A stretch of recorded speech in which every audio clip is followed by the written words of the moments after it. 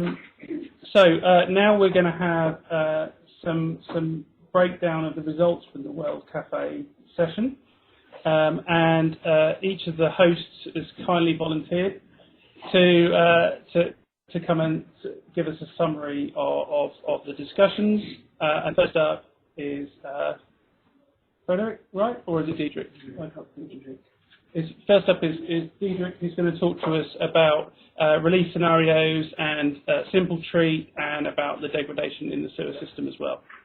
Okay, so good afternoon, everybody. I'm going to report back on the discussions on table 1 and 4. Of course, I was only at one table, so I think I will have to connect to the helpers if there's something that is not immediately obvious from the summarization. But we were discussing the release scenarios. I think that is the, let's say, the divergence that may be going on at this moment between the biocides and the classical REACH chemicals, and how to get more harmonization there.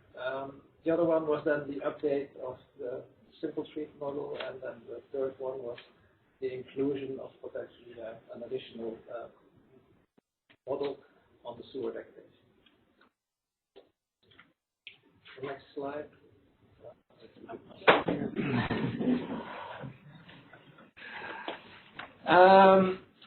So the first question was, do you agree with the priority assigned to the modification? So on the 3 points. There was not much of criticism or comments on the priority. So I think all the 3 items were considered of high importance, and I think a focus area to work on. Then on the content of the modification, so the release scenarios. So there were the type of verbatims that we got or comments, so including the spurts in the uses, how to assure that correct data are included. I assume this has to do with the type of specific information that industry is putting in. So I think this has to do with the documentation process of the spurts, which is where there's still an industry activity ongoing there. Then there was a discussion on that these spurts are quite dynamic documents, so you don't want these to be hard-coded in the new version of uses. Rather, the idea is that you have them in some form of database where you can change them, and then the model reads from the database so that you always have the latest information. And then the same principle should apply for biocides. If we make something, it should be easy to update and adapt to the scenarios. Speaking about direct releases, specifically for co-formulants, additives released to soil is considered relevant in addition to runoff to surface water. I think, Stefano, was that something that you had discussed in your group? It does not ring. Yeah. So the point on the co-formulant additives. Scenario we have discussed as well, even though it's not was also addressed in a separate topic, but I think this was that confirmed that or someone confirmed that so that this considers to be relevant as a scenario. I'm assuming that's for agrochemical uses. Yeah, okay. And that is also because we think that there are not into consideration as it should be, while for other reasons, very good reason, the larger scenario does. So it's not possible to direct transfer this large scenario to agricultural, to direct release to agricultural scenario. I think the 2 other points from your session was reference was made to the ECPA discussion for co-formulants and agrochemicals, so that I think that's an area where we can learn from the practice in the plant protection industry. And then for pesticide assumptions, it's a kind of a watch-out, not all parameters applicable to REACH are applicable to REACH. And not only parameters, but also models, because they use different models with different mechanisms. That this has to be thought about. Is that then not the same as the point afterwards? Some doubts were raised that biocide scenarios for direct release are applicable. The other one's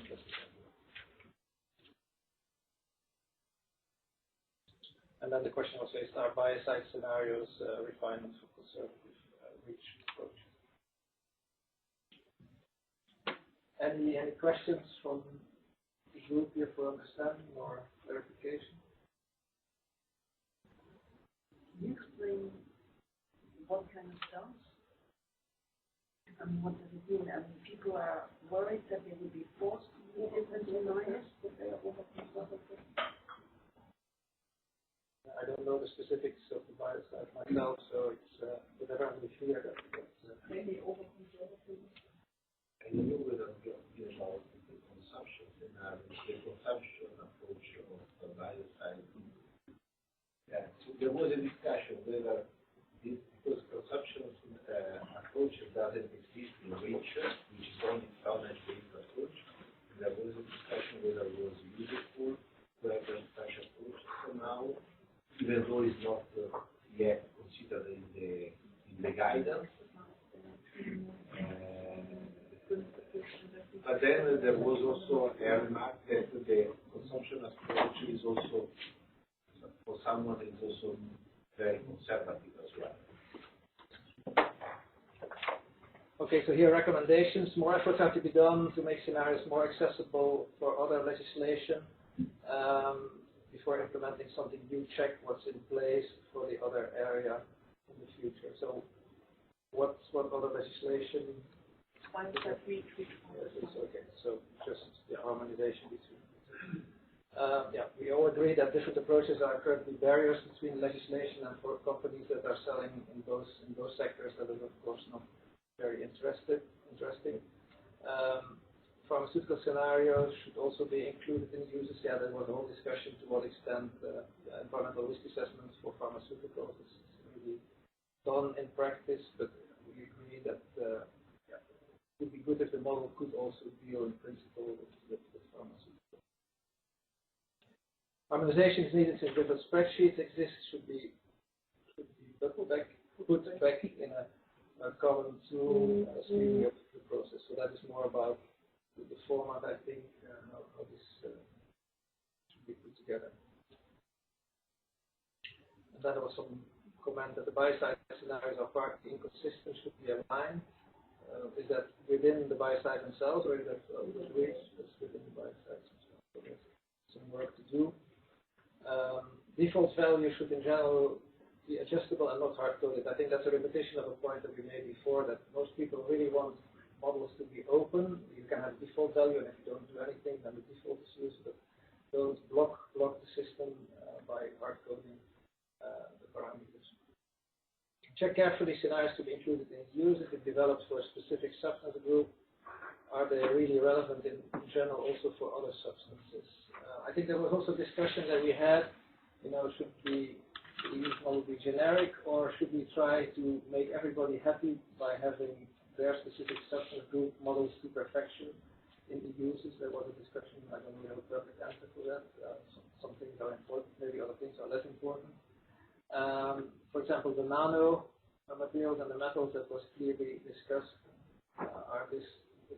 does that not really deserve a separate model than trying to put it in the use of the still want to make this part of the group? There was a discussion that was on our table.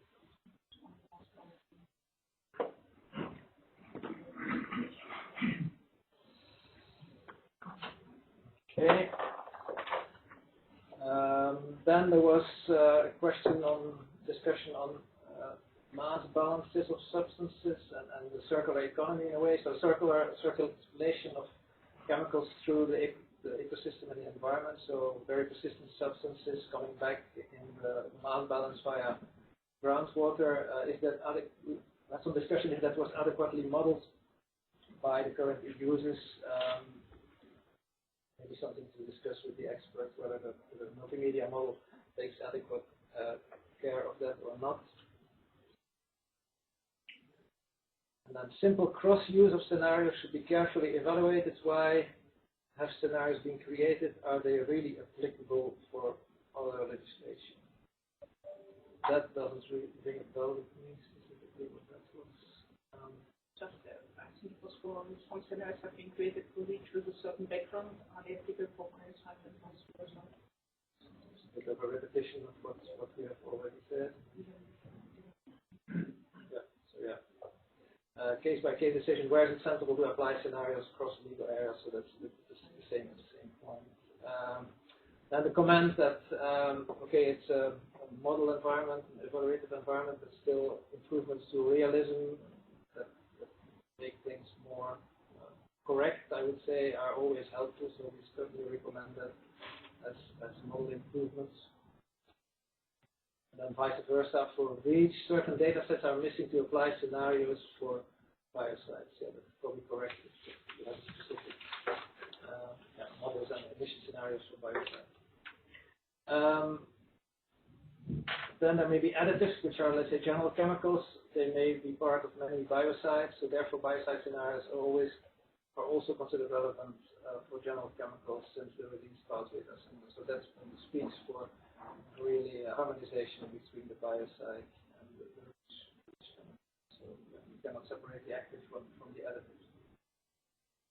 Applicability of consumption-based scenarios to REACH would require change in the REACH thinking. So in biocides, you have the emissions are based on the habits and practices of how it is used versus the tonnage approach, which is used in REACH.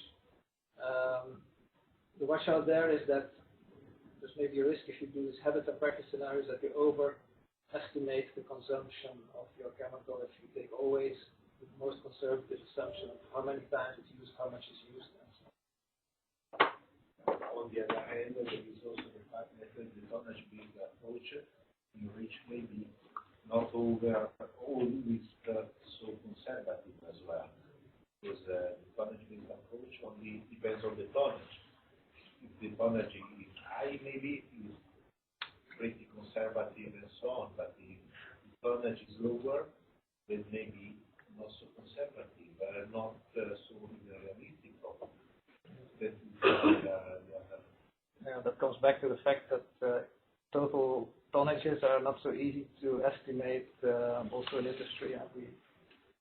The law forbids us to speak in industry about volume, so it's to get the full size of what is produced is not always that easy. For instance, for biocide, you calculate the break-even point to define what is small worst case. What is the tonnage? Okay. And then you continue. What is the tonnage that triggers the change?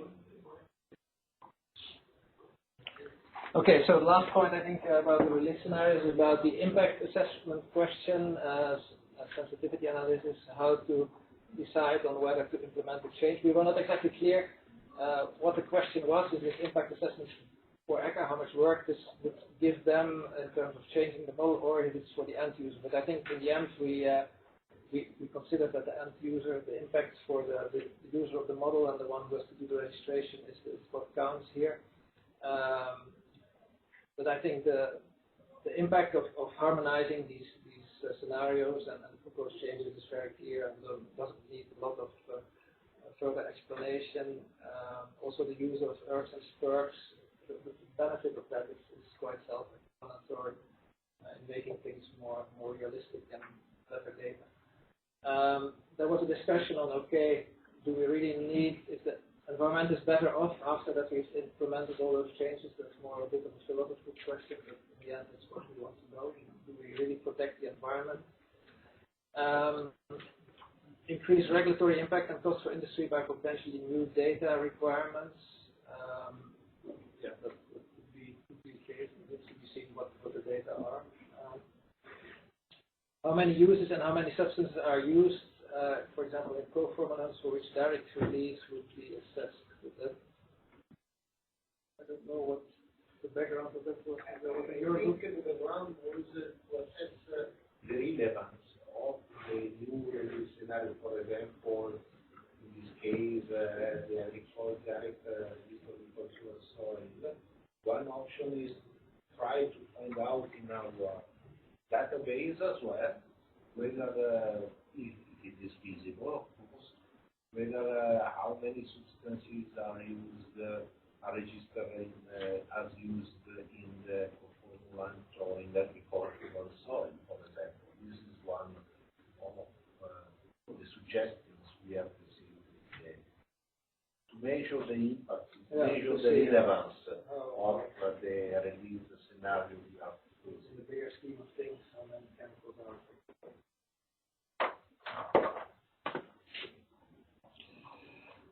Okay, so speaking about updates of simple treat, do you agree with the priority assigned to the modification? If this here was violent agreement, so people did not really discuss that point. Everybody wants an update of simple treat if it's available. That doesn't mean that there's nothing to say about that, but let's say the principle of updating that is beyond discussion.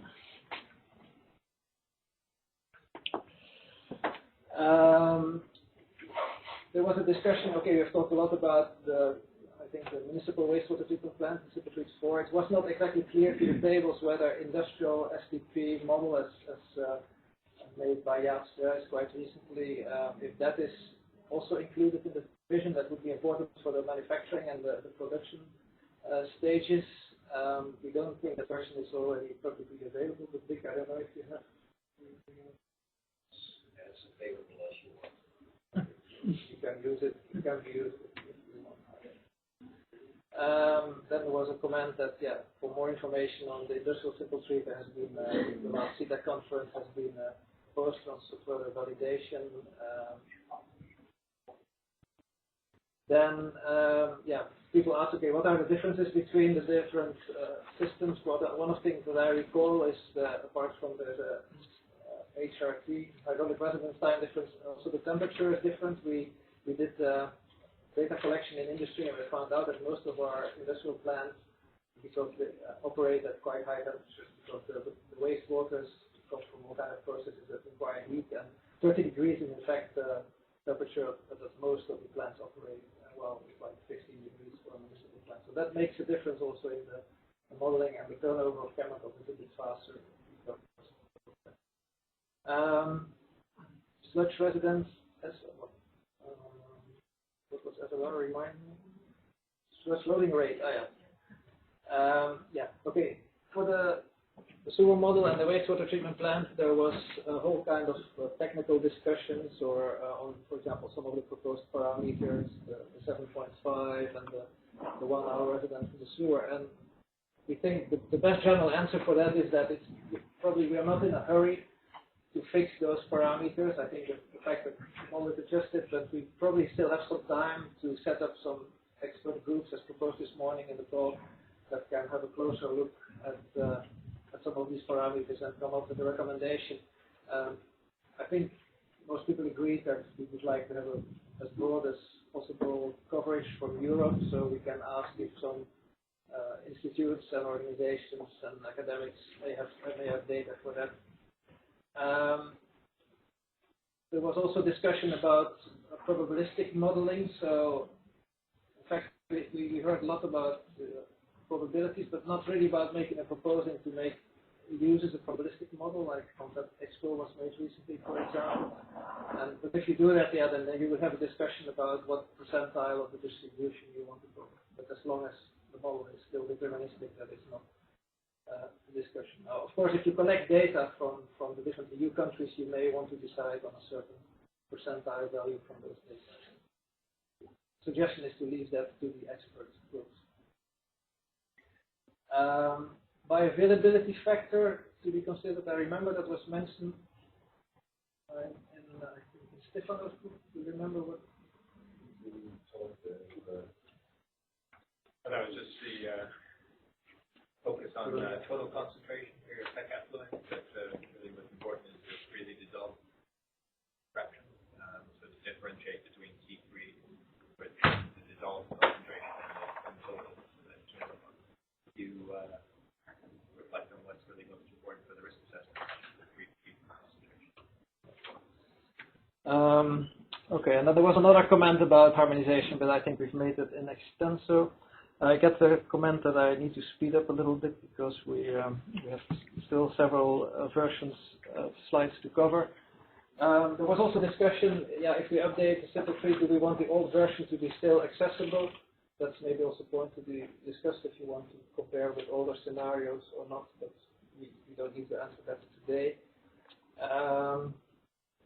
then certain industry sector said that maybe the model they need is not really included in simple treat. So yeah, it's difficult to get the perfect model for everybody.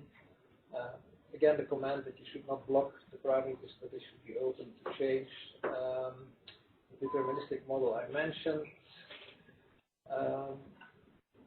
Then there was a discussion on, it's very detailed about the degradation kinetics in the sorbed phase versus the water phase. That's, I think, also something for the expert groups.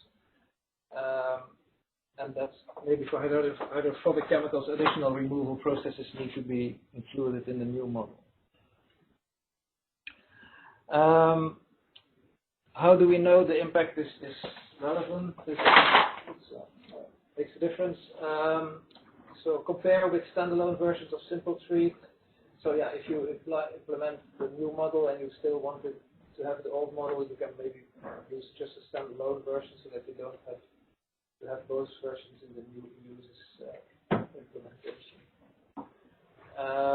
Check if work was done for biocides is also relevant for which I do not know exactly what's wrong with that, but let's leave it at that.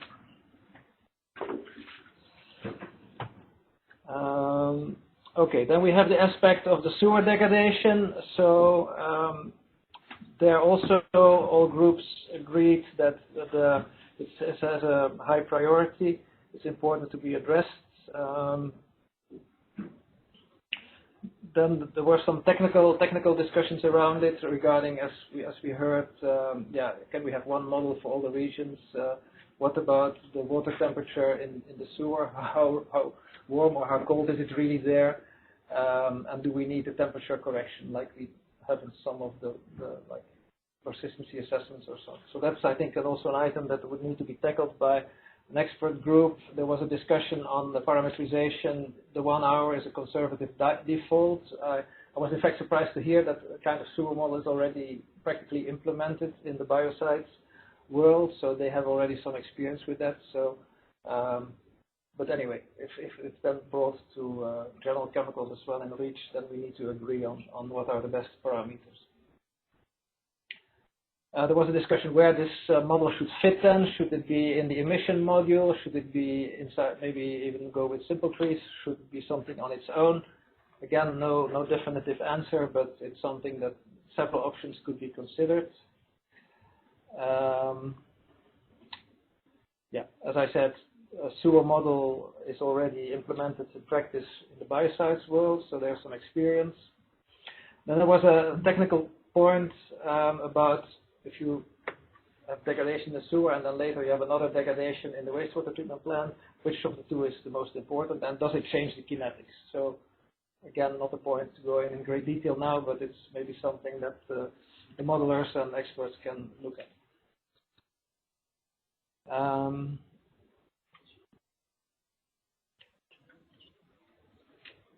Yeah, there was a point for those, in the uses, you have a fraction of the houses that is not connected to wastewater treatment plant. Are they also not connected to a sewer? So getting statistics right there is probably also a technical point to follow up.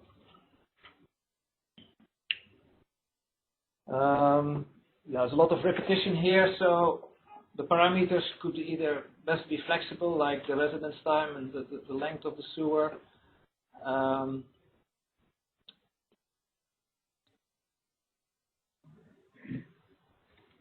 The second bullet doesn't ring a bell with me, Heike. Is there something that we have to say there? I think the last the point that let's say this impact, the sewer degradation is mainly relevant for substances with a DD50 less than 1 hour. And then what was very important as well, that if substance degrade, they create metabolites, so the metabolite should be consequently assessed if substance degrades rapidly. I can elaborate a bit on that, because this was a point where whether it is anyway is relevant, but the relevance of this has been not into question, but a bit to understand whether this really affects only the substances that suddenly transform they are put in the sewage system, or whether this has an impact also on the substance that just biodegrade, even really, but just biodegrade. And in fact, there was a argument put on that say, okay, if it is biodegrade, we have already the STP, which degrades the substance, and also in the simple 340 we have an STP which where the residence time is even higher than in the simple 331.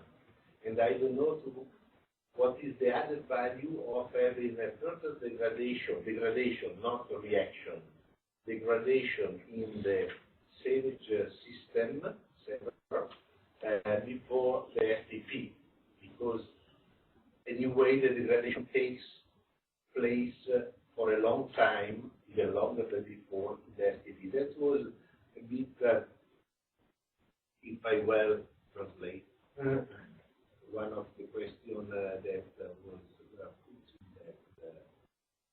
Yeah, so that comes back to the question: how detailed do you want your models to be?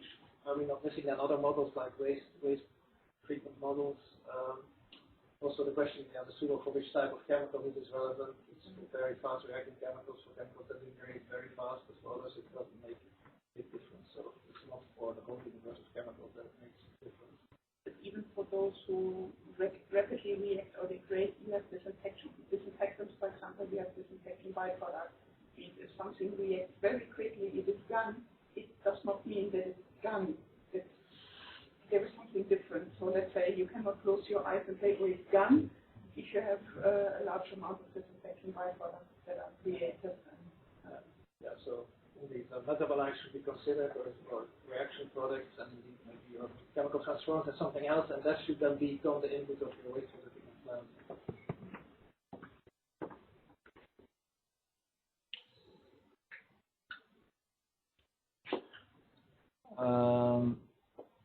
Yeah, as Stefano just said, in Simple 3, the new version, there's already increase of the hydraulic residence time, so which also counts as a degradation correction factor.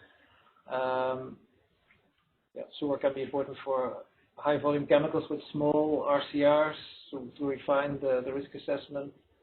And then the point we already mentioned, get the latest statistics on the sewer and sewage treatment plant connections when we make the new use. Should non-connection of households in sewer be only taken? We said no, it's maybe good to assume that 100% of the households have a sewer system, not necessarily wastewater treatment plant, but the sewer system.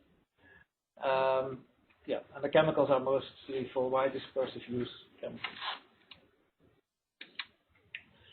How to know it makes a difference, the impact assessment.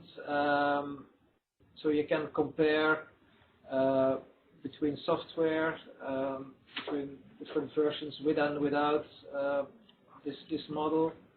There's in the petroleum industry, there's apparently a project going on this topic.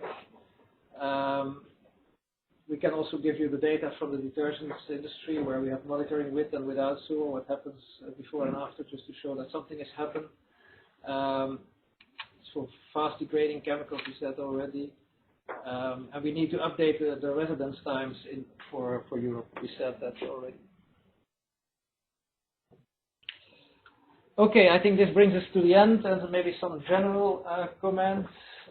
So on the impact assessment, so it's all a cost-benefit question. So compare in principle the cost of effort of any change with regard to the effect on the outcome of the risk assessment. So you can be critical on that. If it doesn't make a big difference, why do it? The recommendation to impact assessment should be clustered. Look at the problem together with other modifications and see what it gives as a whole. So not just all the individual modifications, so take a holistic approach. Yeah, and then as I said, we had some questions on interpreting the impact assessment question, but I think we gave you some answers. We are thankful to ECHA. be clear on that they took the lead now on e-users, and that the users has a home, and that we know who to talk to and where it will reside in the future. And I think everybody is super happy with the fact that there will be some harmonization on where it's possible. And then the example, each evaluation competent authorities uses the same tool. That is, I think, in the biocide area, and it's important that there's mutual recognition and exchange of information. So in general, I think good support for the proposed changes. So thank you. Yes, thank you. So for the reporting, we've made a bit more condensed summary of the discussions. So we probably have not captured each individual point, but so please, if interrupt me or hands up to further complete the point. So we try to, over the 6 sessions that we had on these 3 topics, try to find the common points that came back each time. Now, first on the QSAR topic, I think overall priority was felt okay, and it was agreed. With regard to which option to take, I think there's a little bit more diversity in the opinions. So in some of the groups, there was actually a 4th option selected, which was to remove actually all the QSARs from e-users and just only allow user inputs for the the organic carbon partition coefficient and bioconcentration factor.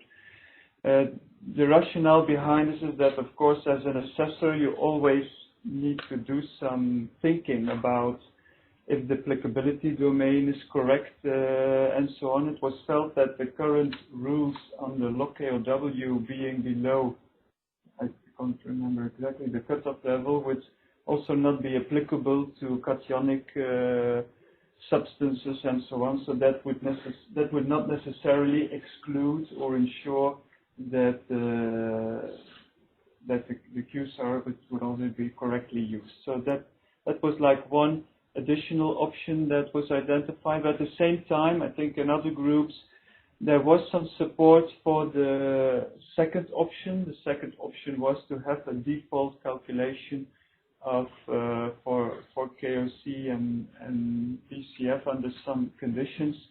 But there were several reservations, so I think this option also further needs to be developed before implementation. There was quite some discussion on how to improve the guidance for the user, and it can be done on 2 fronts. I think in a couple of groups it was mainly suggested to have that guidance embedded in the e-user software somehow. And then in other groups it was felt that the guidance could be more developed externally. It would require an update of the existing guidance, and then that would somehow feed a user to, or help the user to select the proper QSAR.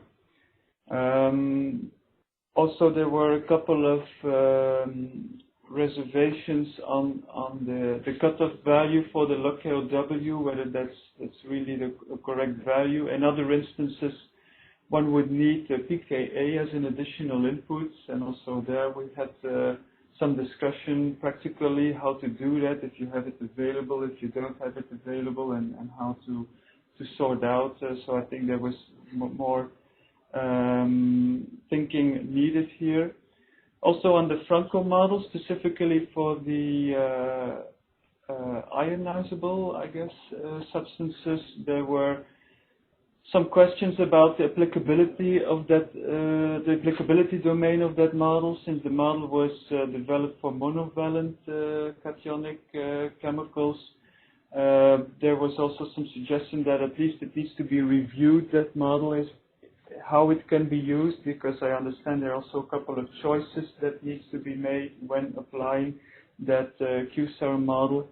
And then in another group, it was even questioned whether this is really the latest state of the art with respect to for ionizable chemicals. So I think at least two additional sources of or references were given. On one hand, in the Pacific LRI, there is now a BCF model for ionizable substances. And then also reference was made to the PPLFIR or the Abraham models for neutral organics. So even that one, with the neutral organics QSAR was challenged with. I think especially it was the ionizable substances that had the largest discrepancy, let's say, in terms of recent science versus the proposed model now. With respect to the impact, I think the points that I've raised now immediately show that there will be a need for a dedicated expert group to decide on if the option 2 were to be implemented, on which model it would be, and how the guidance should be developed, or whether really to take it completely out of uses, or maybe just that it's not as straightforward, because in other instances some people felt it was helpful for screening purposes, that you have some default calculation and that you don't need to calculate something externally. But at least if you are to implement this, it should not be as straightforward, or it requires some warning messages or some additional clicks to run that inside the tool. Before I jump to the next topic, are there any questions or points that other participants would like to make on the QSARs? If that's okay to take that. Yeah, no, absolutely. Okay, then we can jump to the next one, which is man via the environment. Well, we can say overall there was priority was okay, and there were not a lot of, or the current proposal was not really challenged in great detail. Maybe the only point which is more linked to the impact assessment is really to make the assessment whether it's worthwhile to make that update. So that would be a requirement to check that. This is specifically on the topic 17 for the neutral organics. If it doesn't make a big difference, then why bother updating the tool? But then there were several additional considerations which we could actually develop new topics, I would say, on this man via the environment. One was on the local scenario that was challenged to which extent is this local scenario really relevant to the practice? So really like a reality check. So I think there were two, or probably more, but at least these two parameters were brought up a couple of times. One was the distance between the industrial site and then the population that is living around the site, and is the distance in several cases it's just the fence of the site, so it should be perhaps reconsidered. Also, the assumption that you are consuming 100% of locally grown crops, fruit and vegetables, is perhaps a little bit too unrealistic.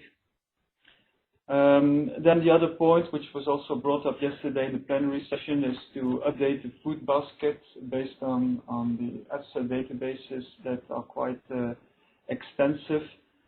Another point was,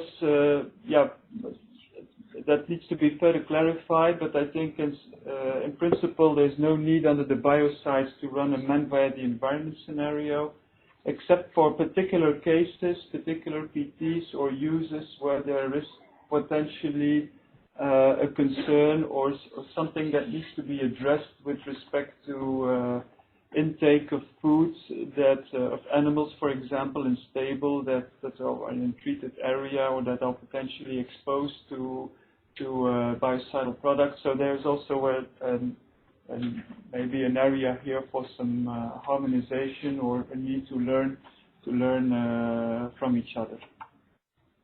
And then a last point maybe on the principles is that the man via the environment scenario may serve different needs. So if you're looking at a registration dossier or purely a risk assessment, then obviously as risk assessors we know that we need to work under realistic, we call it realistic worst case conditions. Whereas for the purpose of authorization, where you're more doing an impact assessment, monetized impact assessment, situation is a little bit different because the socio-economic part is also trying to make a realistic impact assessment. So, and at that sense, when it comes to the risk, it doesn't make sense to do a very worst case assessment because then it's difficult to compare it with the socio-economic benefits. So for authorization purposes, a man by the environment scenario ideally brings in a little bit more realism. So that's why the update of the man by the environment may need a little bit more thinking as to for which purpose we need the scenario, a risk assessment or as part of authorization under REACH. And if we are to, I think especially with respect to reconsider the parameterization of the local scenario or some of the worst case assumptions, then obviously this would require, we haven't called it an expert group, it's more a kind of stakeholder group to agree on those new settings and to ensure that we have the European-wide conditions covered in that scenario. Okay, here again, any additional points or thoughts, comments, questions?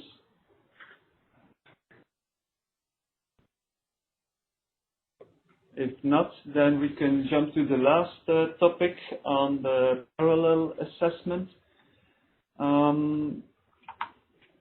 Yes, I think overall on the parallel assessment in terms of the principle that was as such not really challenged.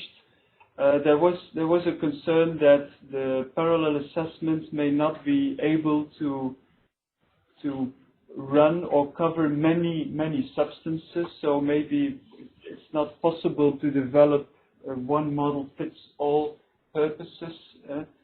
But I think for a majority of cases it was felt to be useful. There was a particular idea to develop some kind of batch modus, but then a user-friendly batch modus that would allow a user to run many substances or many scenarios. So that could fit that would be an alternative way for a parallel assessment. So rather than embedded in the EUSys tool, you would somehow outside run a batch modus and you write a do loop, run EUSys 1,000 times for these 1,000 rows in a certain database, for example.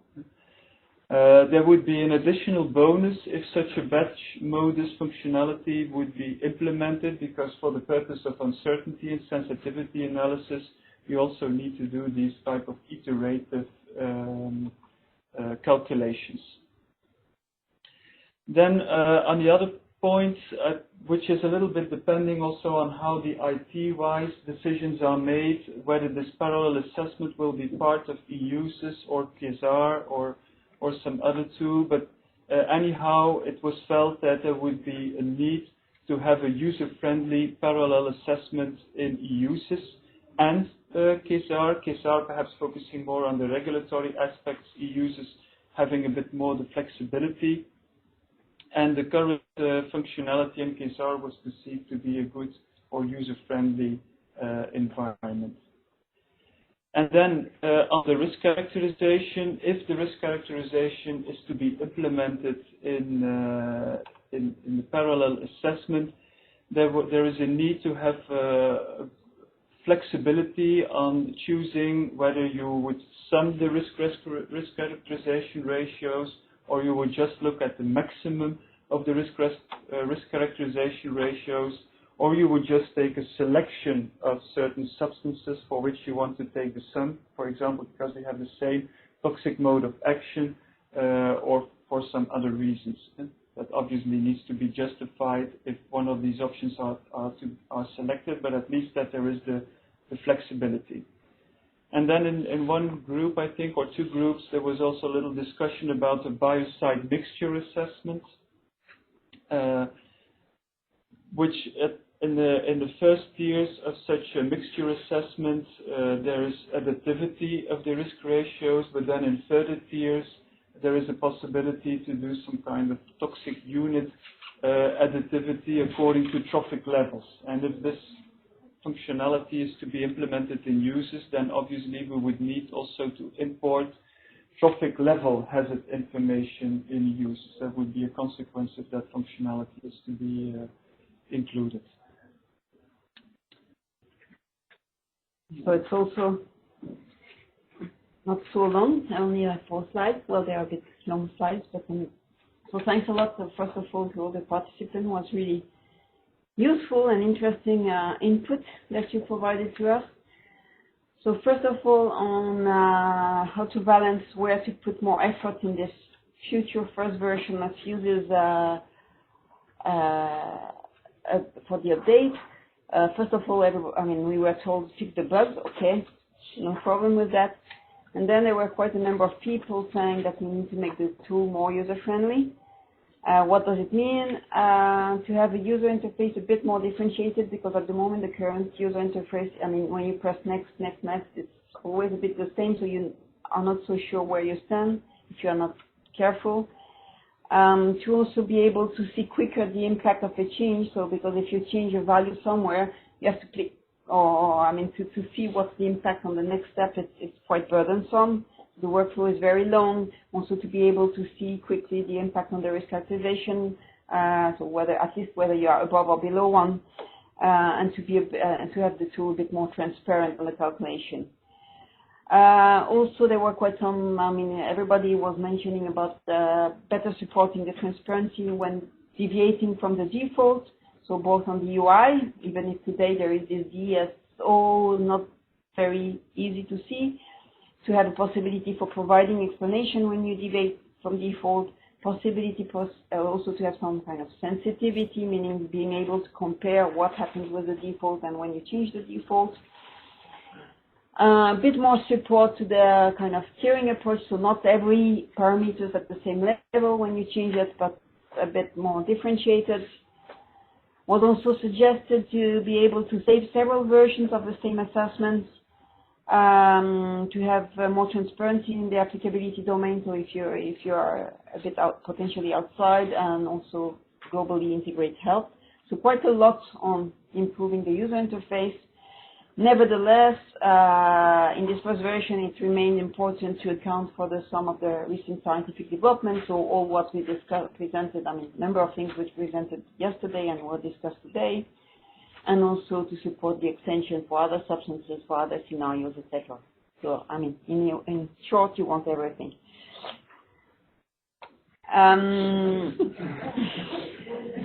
How to provide the users with a known UI or integrated into KSR. This was for us interesting. In a way, we understood that a number of you thought that KSR contains a number of functionality which are fit for purpose for users. For example, the capacity for making reports. Of course, they will need to be adapted for biocides. The connection to UP, possibly some of the tiering, the user interface being a bit more attractive. But it was also very clear that if users would be made available via KSR, a number of changes would need to be implemented. So entering the data directly, not via Euclid, of course, including all the exposure and emission scenario documents from biocide. Potentially make clear for which purpose the assessment is carried out, so that you are not faced with the full user interface. The capacity to modify, so what this means exactly, not so clear, but most of the data, including, for example, the capacity to change the definition of the environment. Some people were talking about adapting it to Korea, US, whatever. And eventually even the capacity to only see the environmental aspect of the assessment, also to hide the work as consumer. So it would require a number of change, but globally, I at least we didn't felt really strong arguments not to do it via KESA. We are not saying that we will do it via KESA. I mean, we don't know. We need to assess all these things. But at least what we felt is that there was no really things you should not do it like this. Whether users should be provided as a local version or an online version, and we have grouped also the discussion on the frequency of update because this is largely connected. Somehow everybody said the online is the future because it's easier to install and update, and especially, I mean, it facilitates regular updates. But again, some security concern, the fear of losing the control of on the data. There was also some discussion on is internet nowadays a problem or not. So sometimes yes, sometimes not, and not only because you don't have internet everywhere. I mean, most of the people said that usually they don't intend to use users in the plane, but also because of this security configuration of some company that is not necessarily easy. So still difficult to figure out whether internet would be a problem or not. There was a request is that if we go for an online version, need to keep the history so that you could redo the assessment with an older version in case calculation or default or whatever had changed. This was something we had not thought about. A number of people highlighted the need for a distributed version, so this is independent of the local or online, but having capacity like for KESA to have a distributed version that many people can work on the same assessment. On the updates, so although everybody thought it was good to have possibility for regular updates, especially when new scenarios become available or to fix bugs, nevertheless, we should be very careful in not changing the calculation after we have, potentially we have a change when we go for 3.0 based on the discussion we had recently. But after that, we need to be extremely careful, not changing the calculation, potentially expanding, but not changing what is existing there. And if we need to do it, then the impact assessment is absolutely critical. And as a last one, we were asking whether the uses calculations, so the models should be made available for other applications. Was various views. I think there is various needs. On the one hand, for those who uses, I would say, in the classical framework of Richard Bioside, no need for having several applications of the same tool, but there was some need for more specific applications. So this morning we had the UK presenting the idea of their project to connect it with a GRS. Some person mentioned that for specific substances, for example, petroleum substance, at the moment they use petrol risk, and to be further thought through whether this could be somehow integrated or whether there would be a need to connect to each other. Some people also mentioned the batch running. I don't know whether this is connected to what we had just before. Not, I mean, I would assume this would need to be defined much more clearly what would be the case for this, what it meant. And then apparently there was some discussion on making the code open source to enable modification of the calculation. Not so clear whether if there is something else to say here. No, this is what you're saying. The idea to make the code open source is to see all the documentation is not actually accurate, and then if there would be a need for an extension or make a trial, then the course would be available. The code would be available for extension, of course, in a parallel comment, not modifying the code for the other users. This would be a possibility. It's with a question mark, but it's like the console needs to be verified